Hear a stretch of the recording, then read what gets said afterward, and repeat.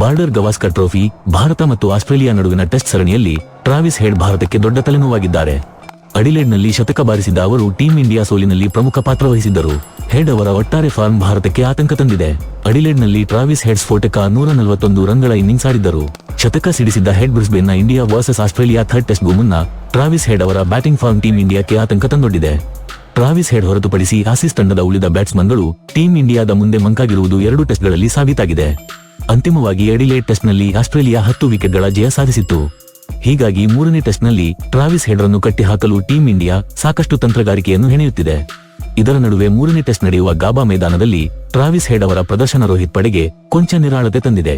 ಏಕೆಂದರೆ ಈ ಮೈದಾನದಲ್ಲಿ ಆಡಿರುವ ಕಳೆದ 3 ಇನ್ನಿಂಗ್ಸ್ಗಳಲ್ಲಿ ಟ್ರಾವಿಸ್ ಹೆಡ್ 0-0-0 ಮಾಡಿ ಔಟ್ ಆಗಿದ್ದರೆ, ಅಂದರೆ ಟ್ರಾವಿಸ್ ಹೆಡ್ಗೆ ಖಾತೆ ತೆರೆಯಲು ಸಾಧ್ಯವಾಗಿರಲಿಲ್ಲ. ಮೊದಲೇ ಹೇಳಿದಂತೆ ಟ್ರಾವಿಸ್ ಹೆಡ್ ಕಳೆದ 724 ದಿನಗಳಿಂದ ಗಾಬಾ ಮೈದಾನದಲ್ಲಿ ರನ್ಸ್ ಖಾತೆ ತೆರೆದಿಲ್ಲ. ಈ ವರ್ಷದ ಜನವರಿಯಲ್ಲಿ ವೆಸ್ಟ್ ಇಂಡೀಸ್ ವಿರುದ್ಧ ಹೆಡ್ ಇದೇ ಮೈದಾನದಲ್ಲಿ 2 ಇನ್ನಿಂಗ್ಸ್ಗಳಲ್ಲಿ 0ಕ್ಕೆ ಔಟ್ ಆಗಿದ್ದರು.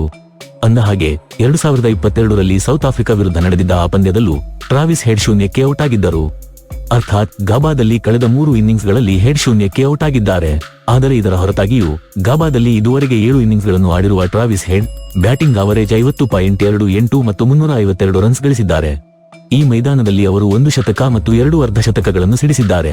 ಟ್ರಾವಿಸ್ ಹೆಡ್ ಅವರ ಇನ್ನೊಂದು ವಿಶೇಷತೆ ಏನೆಂದರೆ, ಅವರು ಇಂಟರ್ನ್ಯಾಷನಲ್ ಕ್ರಿಕೆಟ್ನಲ್ಲಿ ಶತಕ ಬಾರಿಸಿದಾಗಲೆಲ್ಲ ಆಸ್ಟ್ರೇಲಿಯಾ ತಂಡ ಗೆಲುವು ಸಾಧಿಸಿದೆ. ಹೀಗಾಗಿ ಬಿಜಿಟಿ 2024ರ Australia versus India third test match ಗಾಬಾದಲ್ಲಿ ಟ್ರಾವಿಸ್ ಹೆಡ್ ಸೆಂಚುರಿ ಸಿಡಿದಂತೆ ಇಂಡಿಯನ್ ಫಾಸ್ಟ್ ಬೌಲರ್ಸ್ ತಡೆಯಬೇಕಿದೆ.